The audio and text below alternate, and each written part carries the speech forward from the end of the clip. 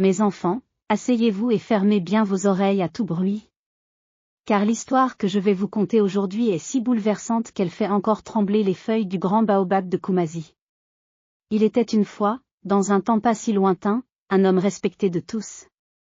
Kofi Mensa. Un nom qui sonnait comme l'or dans la bouche des anciens. Mais attention, mes enfants. Comme dit le proverbe, l'arbre qui porte les plus beaux fruits cache parfois les racines les plus pourries. Car cet homme que tous admiraient, a commis l'impensable. Il a brisé le sacré, souillé l'honneur de 2 familles et déchaîné la colère des ancêtres. Mais patience, laissez-moi vous raconter depuis le début. Au cœur du Ghana, dans le village de Kumasi, où les maisons de terre rouge se dressent fièrement sous le soleil d'Afrique, vivaient 2 frères inséparables. Kofi Mensa, l'aîné, 35 ans, taillé dans l'ébène et bâti comme un guerrier Akan. Ses biceps sculptés par le travail de la terre, son regard perçant comme celui d'un faucon. Marié à Akosua, une femme douce comme le miel, mère de 3 enfants.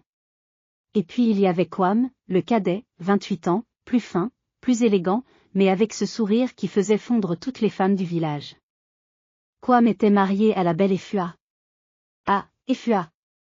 Une beauté de 26 ans qui rivaliserait avec les déesses, sa peau dorée comme les épis de mil, ses hanches qui dansaient même quand elle marchait, et ses yeux qui semblaient contenir tous les secrets de la nuit.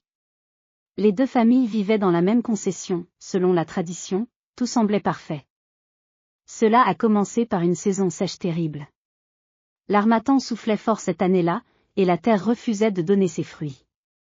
Kwam, désespéré, a dû partir chercher du travail dans les mines d'or d'Obuasi. Je reviendrai avant la saison des pluies, ma chérie, avait-il promis à Efua en caressant son ventre rond. Car oui, elle portait leur premier enfant. Kofi, je te confie ma femme et mon futur enfant, avait dit Kwam à son frère aîné. Tu es mon sang, je te fais confiance. Kofi avait serré la main de son frère, va en paix, petit frère. Ta famille est ma famille. Ah, mes enfants. Si les mots avaient des ailes, ces paroles-là auraient volé directement aux oreilles des ancêtres pour les prévenir du malheur qui s'annonçait. Car pendant que Kwam suait sang et eau dans les tunnels dorés d'Obuasi, ici, à Kumasi, quelque chose d'interdit commençait à germer. Au début, c'était innocent. Kofi venait prendre des nouvelles d'Efua chaque soir après les chants. Il vérifiait qu'elle avait assez à manger, que sa grossesse se passait bien. Mais petit à petit, mes enfants, ces visites innocentes se sont transformées. Les regards se sont faits plus longs, les silences plus lourds. Une nuit, alors que les grillons chantaient leur mélopée et que la lune brillait comme un œil d'ancêtre, Efua a ressenti les premières douleurs. Tante Akosua. Le bébé arrive, criait-elle. Mais Akosua était parti au marché de Kumasi et ne reviendrait qu'au petit matin. Il n'y avait que Kofi. Toute la nuit, cet homme a veillé Efua. Il lui a tenu la main, a essuyé sa sueur, lui a donné du courage quand elle pleurait de douleur. À l'aube, un petit garçon magnifique vint au monde. Efua, épuisée mais rayonnante, regardait Kofi tenant son fils. Il te ressemble, murmura-t-elle. Et quand leurs yeux se croisèrent, c'est là que le diable a planté sa graine. Les semaines passèrent. Kofi venait de plus en plus souvent. Il aidait Efua avec le bébé, réparait ce qui cassait dans sa case, apportait de la viande fraîche. Sa propre femme, Akosua, commençait à poser des questions. Mon mari, pourquoi passes-tu plus de temps chez ta belle-sœur que dans ta propre maison? Le village commençait aussi à parler. Les femmes chuchotaient près du puits. As-tu vu comme Kofi regarde Efua? Et elle, as-tu vu comme elle s'habille maintenant quand il vient? Un soir de pleine lune, après avoir bu trop de palm wine pour oublier ses tourments, Kofi s'est présenté chez Efua. Efua, je ne peux plus me mentir. Je t'aime. Depuis ce jour où j'ai aidé mon neveu à venir au monde, je t'aime comme un fou. Efua a fermé les yeux, elle aussi ressentait cette attraction interdite. C'est mal, Kofi. Tu es le frère de mon mari. C'est un péché contre les ancêtres. Mais ce soir-là, l'interdit fut consommé. Pendant des mois, ils ont vécu cette liaison secrète. Kofi venait prendre des nouvelles du petit, mais restait des heures. Efua inventait 1000 excuses pour justifier sa joie soudaine, ses nouveaux pagnes, son sourire constant. Ils se retrouvaient la nuit près du grand baobab, loin des regards indiscrets. Nous vivrons ensemble quand Kwam reviendra, promettait Kofi. Je lui dirai la vérité. Mais les mensonges s'accumulaient comme les nuages avant l'orage. Akosua devenait de plus en plus méfiante, fouillait les affaires de son mari, le questionnait sur ses emplois du temps. Les enfants aussi sentaient que quelque chose n'allait pas. Et pendant ce temps, dans les mines d'Obuasi, Kwam comptait les jours, envoyait de l'argent et des lettres pleines d'amour pour sa femme et son fils qu'il n'avait jamais vus. L'orage approchait, mes enfants, et personne ne pouvait plus l'arrêter. Un matin, après des mois de cette torture secrète, Efua a fait une découverte qui allait tout changer. Elle était enceinte. Encore. Mais cette fois, elle ne savait pas qui était le père. Kofi. Il faut qu'on parle. Quand elle lui annonça la nouvelle, Kofi devint blanc comme un tissu kente décoloré. Tu es sûre? Certaine. Et Kofi, je ne sais pas si c'est de toi ou de lui. Pendant ce temps, loin d'eux, un vieux camion bâché remontait la route poussiéreuse vers Kumasi. À l'intérieur, Kwam souriait, impatient de retrouver sa famille. Il avait économisé assez d'argent, il rentrait plus tôt que prévu. Surprise! Je suis rentré, cria-t-il en descendant du camion, les bras chargés de cadeaux. Efua, qui était justement en discussion secrète avec Kofi derrière la case, entendit la voix de son mari. Ses jambes se transformèrent en eau. Comment allait-il s'en sortir? Comment expliquer leur trouble? Et surtout, comment Efua allait-elle regarder son mari dans les yeux? Pendant 2 semaines, ils ont joué la comédie parfaite. Kwam était fou de joie, couvrait Efua de baisers, jouait avec son fils, racontait ses aventures dans les mines. Mon frère, merci d'avoir pris soin de ma famille, disait-il à Kofi. Tu es vraiment mon sang. Le soir, quand les familles mangeaient ensemble dans la cour, l'atmosphère était électrique.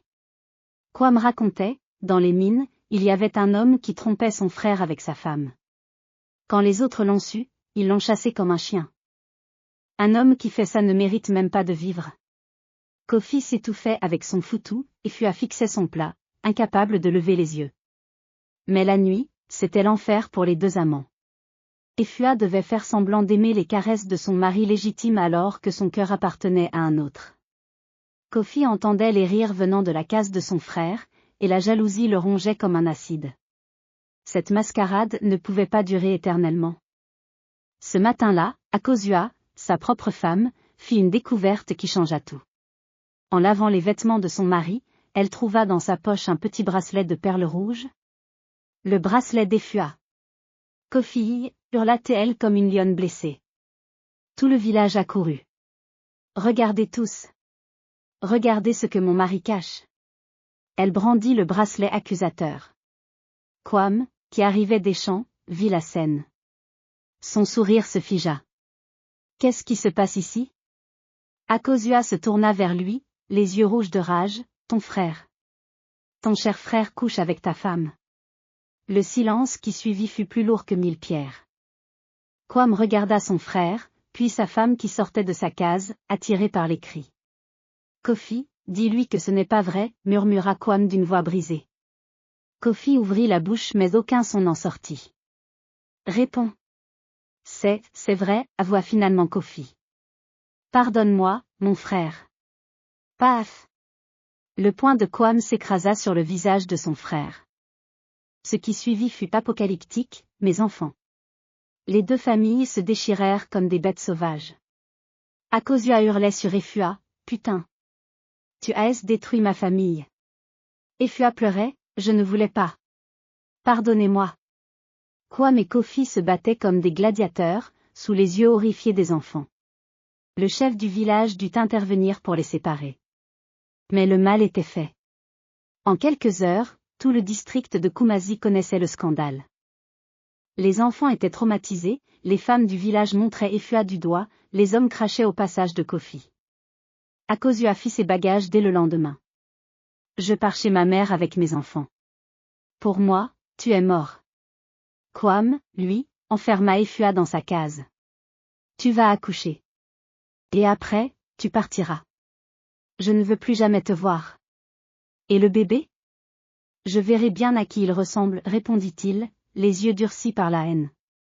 Les deux familles étaient détruites, éparpillées aux quatre vents comme des feuilles mortes. Au 7e mois de grossesse d'Efua, la situation était devenue intenable. Kwam dépérissait, Kofi avait tout perdu, les enfants étaient dispersés. Une nuit, Efua entra en travail prématurément. Mais cette fois, personne ne vint l'aider. Elle accoucha seule, dans la douleur et l'abandon. Quand le bébé arriva, c'était une petite fille magnifique mais avec une particularité troublante. Elle avait exactement les mêmes yeux que Kofi, cette forme si particulière. Aucun doute n'était possible. Quand Kwam vit l'enfant, il n'eut même pas besoin d'explication. « Elle n'est pas de moi, dit-il simplement. Et il sortit de la case pour ne plus jamais y revenir. Efua se retrouva donc seule avec ses deux enfants, abandonnée de tous, rejetée par le village entier. Mais 3 jours plus tard, quelque chose d'inattendu se produisit. Kofi frappa à sa porte, les yeux brillants d'une détermination nouvelle. « J'ai pris ma décision.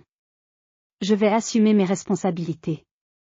Je vais officialiser notre union selon la coutume. » 2 années passèrent. Kofi et Efua vivaient dans une petite case à l'écart du village, élevant leurs enfants dans l'amour malgré la pauvreté et le mépris. Petit à petit, leur bonheur tranquille commença à attendrir quelques cœurs. Et puis un jour, quelque chose d'extraordinaire se produisit. Kwam, qui avait quitté le village après sa guérison, revint avec une nouvelle épouse et semblait avoir trouvé la paix. Il se dirigea directement vers la case de Kofi et Efua. « Mon frère, dit-il simplement. J'ai beaucoup réfléchi pendant ces 2 ans. J'ai beaucoup souffert aussi. Mais la haine me rongeait plus que votre trahison. Je ne peux pas dire que je te pardonne complètement, mais je ne veux plus porter cette colère. » Les 2 frères se regardèrent longuement, les larmes aux yeux. Kwam regarda vers la petite Akwaba qui souriait innocemment. « Elle est belle. Elle a tes yeux. Elle n'y est pour rien. Les enfants ne portent jamais les péchés des parents. » Ce jour-là, une page se tournait enfin. Mes enfants, voici la leçon de cette histoire bouleversante. L'amour interdit peut détruire des familles entières, mais la vérité et le pardon peuvent tout reconstruire. Kofi a appris qu'on doit assumer ses actes, même les plus difficiles. Kwam a découvert que pardonner libère plus que la vengeance. Efua a compris que l'amour ne justifie pas la trahison, mais peut réparer les cœurs brisés. Comme le dit notre proverbe, l'arbre qui tombe fait du bruit, mais la forêt qui pousse grandit en silence. Leurs erreurs ont fait du bruit dans tout le village, mais leur reconstruction s'est faite dans le silence et la sagesse. Aujourd'hui encore, quand vous passerez près du baobab de Kumasi, écoutez bien. Vous entendrez peut-être les rires des enfants de ces familles réconciliées, qui jouent ensemble sous ces branches centenaires. Car mes enfants, rappelez-vous, aucune erreur n'est irréparable quand le cœur est sincère et que la sagesse guide nos pas.